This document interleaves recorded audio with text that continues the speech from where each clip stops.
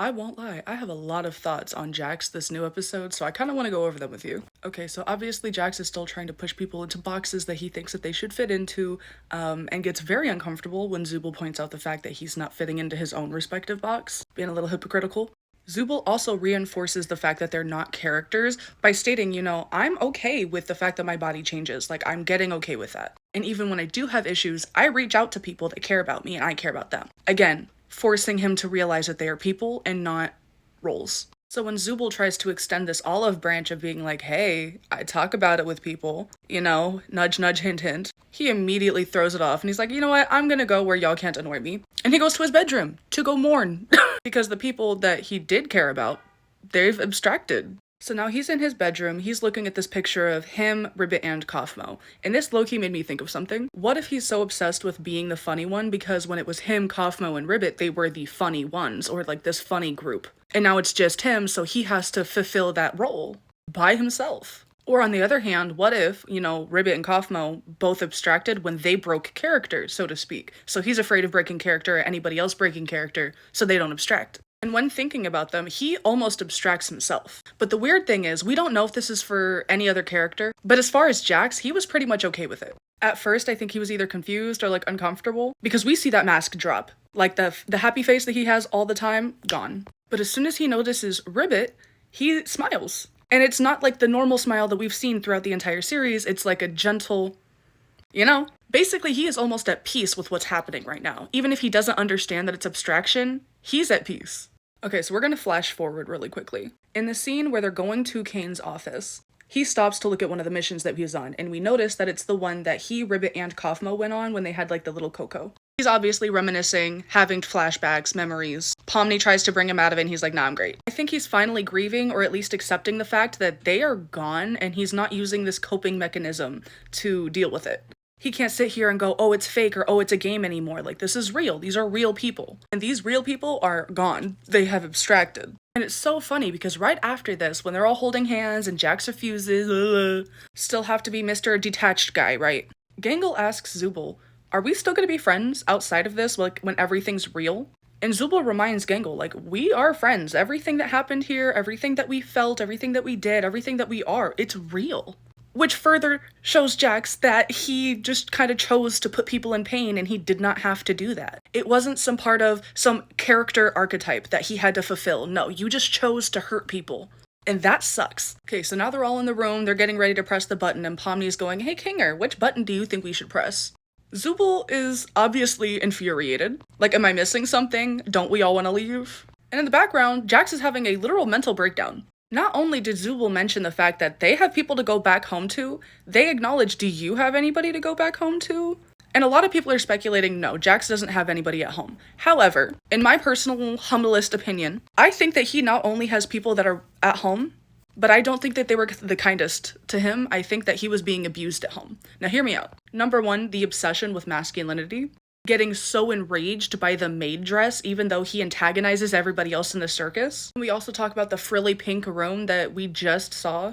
And then lastly, the memories that Kane gave him back for like 2 seconds. So I saw somebody break it down. They had taken all 4 flashes. It was 2 of a street, kind of like a house, a street, and a sign. Basically showing they're in some sort of like cul-de-sac or neighborhood. And then the next 2 flashes after that are on a road, assuming that he's in a car. Now with this, I've also seen speculation that he died. Same thing with Gangle. For some reason, everybody's dying in a car crash. I personally believe that he was getting abused at home, he ran away, and somehow ended up in the circus. The same way that Pomni, flashing back to the episode in the bar, when they were all talking about their stories and Jax didn't, Pomni was talking about how she got there and she was researching or exploring, right? Abandoned buildings. In these abandoned buildings, she found a headset, put it on, and that's where we get the first episode, she's trying to take the headset off. So I don't think this has to do with people who are past and somebody like put the headset on them. I don't think that's the case. I think it has to do something similar with Pomni, where he just left, he just started adventuring or exploring or doing something to get his mind off of home, and he found the headset. Also, remember when I mentioned the fact that Jax didn't want to bring up his story before the circus? We now know that's because he didn't want to go back. Why doesn't he want to go back? If you look at his face, he is viscerally scared. He was so triggered that he literally pushed Zubul out of the way to go hit that red button. I feel like a lot of this would make sense, especially when we consider the fact that he is the youngest in the circus, and when it comes to fan speculation, it is believed that he has been in the circus from anywhere from 3 to 6 years. So him being 22, that means that he was either in the circus at 16 or 19. Or anywhere in between that. So he was a child, he was a baby, who was not able to emotionally regulate the way that he needed to because he is a teenager. So being in the circus since a teenager, growing up in it, making friends who have passed away in front of you, he's traumatized and he doesn't want to get close to anybody. Makes sense. But the reason he's doing it in the way that he is because he's literally an angsty teen. And he hasn't been able to grow up because he's been in the circus. So still mentally, I believe he's either 16 to 19. So going back, after he presses the red button, you can almost see the fact that he has like this sense of relief on his face, like he takes a deep breath. And then just as quickly, sudden realization hits and instant regret. Being so triggered in that heightened state of mind, he was literally willing to trap everybody in the circus with him. Up until the lights shut off, he genuinely thought that he trapped everybody there. And then the lights came on. Then he has this whole laughing fit where he's like, I'm right. Where I've seen a lot of people speculate the fact that they're like, oh, well, that's why he pressed the red button, because he knew that Kane was gonna pop up. No. I like the theory, but I don't think Jax is thinking that far, especially when he was just about to abstract. I think he's only thinking of himself right now. Which is what he's done the entire show, so let's not act like that's outside of his character. He was right in the beginning when they were talking to Abel, and he says this is a twist villain. Obviously, Kane is gonna pop out and say congratulations on winning the Escape the Mystery Circus adventure. That's what he was right about, but he literally, all the way up until the point of pressing the button, he was denying the fact that this was real until the very end, which is why he mentally snapped. And which is why he looked at everybody like, He was fucking triggered. He in no way, shape, or form could have made a rational decision in that headspace. I don't think so. So if you look at his pupils too, you can see even when he's having this laughing fit, he's obviously spiraling. He has the static pupils. And then we get to the scene where he goes, you're a dirty liar, you're a scumbag, you made me.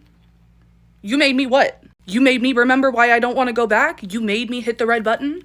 You made me make this decision? He was pissed because he genuinely thought that he was hitting the red button to stay.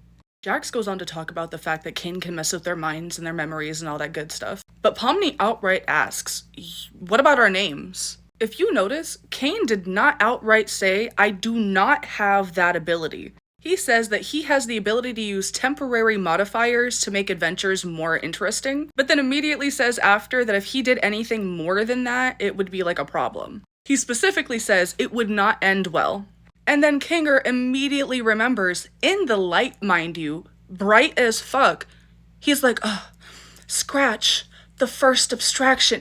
What? So that's a huge information drop. We now know that the reason that people abstract in the first place, or one of the reasons that people can abstract in the first place, is because Kane is messing with them too much and modifying them continuously. This obviously made Kane leave with a very unsatisfying ending, in my opinion, which makes it that much more fun, but I digress. I'm so irritated. But with Kane's unsatisfactory reaction, it just gives us that much more information. He can't lie and be like, no, who's Scratch? So he's like, I'm gonna go. Here's your little scents basket. Have a fragrant night. So with all of that information, it makes me think, yeah, that makes sense as to why Jax is literally abstracting right now. Because if we remember, being vegan, the maid outfit, that's where the whole, the dominoes started to tumble. He was always a jackass, but that really did it. Now, do I think Jax is going to abstract? I don't know. Because Gooseworks said it's going to be somebody that you don't expect. So us being shown that Jax is in the middle of abstracting, with what Gooseworks said, I don't know if Jax is going to be the first person to abstract. If he does abstract, I think this is supposed to be ooh, is he not?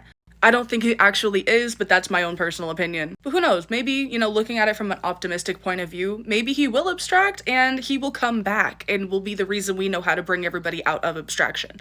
But I don't think that's how this show is gonna go, especially considering what it's based off of. I'm scared for the ending.